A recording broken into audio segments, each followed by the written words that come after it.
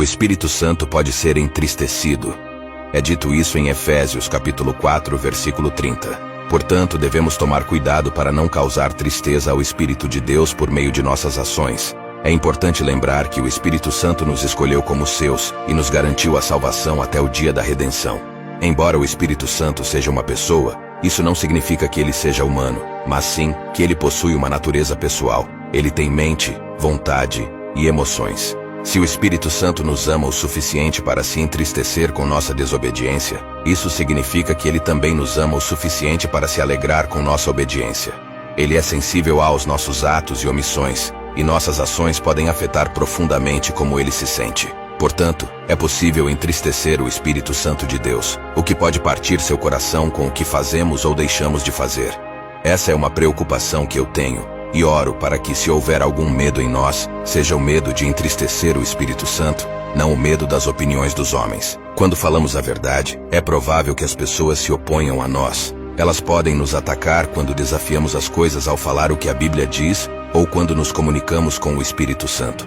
Seguir o caminho do Espírito significa ser um agente de mudança. Vamos dizer coisas que incomodam os religiosos e desafiam a cultura. Nem sempre seremos aceitos, mas isso está tudo bem.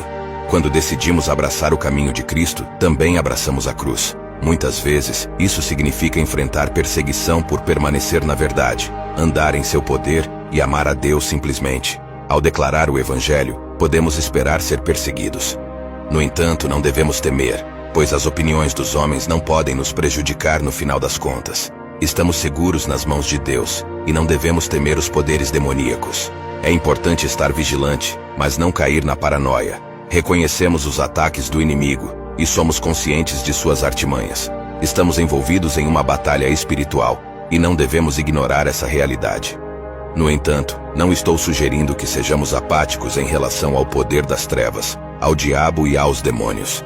A Bíblia nos adverte sobre o inimigo que ronda como um leão, buscando a quem devorar. No entanto, há uma grande diferença entre estar vigilante e ser paranoico. Portanto, sim, devemos estar atentos à guerra espiritual, mas não devemos temer os demônios. Aquele que está em nós é maior do que aquele que está no mundo. O Espírito Santo é mais poderoso do que qualquer espírito que possa existir. Não há espírito mais poderoso do que o Espírito Santo. Não devemos temer as opiniões dos homens, as palavras que eles falam, as expressões que fazem quando defendemos a verdade. Não devemos temer o que pensam de nós, as calúnias que possam proferir ou como se levantarão contra nós. A cultura também pode se voltar contra nós, mas mesmo assim não devemos temer. É verdade que o sistema religioso pode se opor a você, sua família pode ficar contra você, e até mesmo seus amigos podem virar as costas quando você fala a verdade e anda com o Espírito Santo. No entanto, não devemos ter medo do que o homem pode fazer ou dizer, nem devemos temer os demônios. Devemos estar atentos, mas não devemos viver com medo. Há uma coisa pela qual devemos temer: entristecer o precioso Espírito Santo. Não é um medo motivado pela punição, pois sabemos que há consequências para o pecado.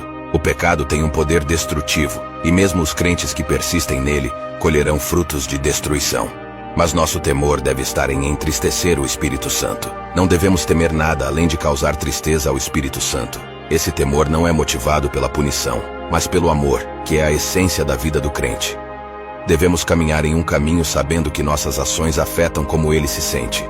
Devemos ser motivados à santidade pelo amor. Talvez você já tenha sentido a dor e o desgosto do Espírito Santo em um ato de desobediência. Eu sei que em minha própria vida, houve momentos em que pensei, disse, ou fiz algo, ou até mesmo deixei de fazer algo, que entristeceu profundamente o precioso Espírito Santo.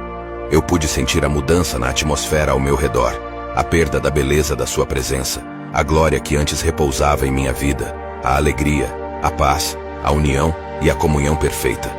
Foi como se essa atmosfera se agitasse e meu coração se partisse. Eu pude sentir o peso, como o salmista escreveu: a tua mão de dia e de noite pesava sobre mim. Salmo 32, 4. Essa dor do Espírito Santo é algo que não desejo experimentar novamente. Não quero entristecê-lo, pois sua presença é tão preciosa e vital para mim. Meu único temor é entristecer o precioso Espírito Santo. Não quero quebrar o coração dele.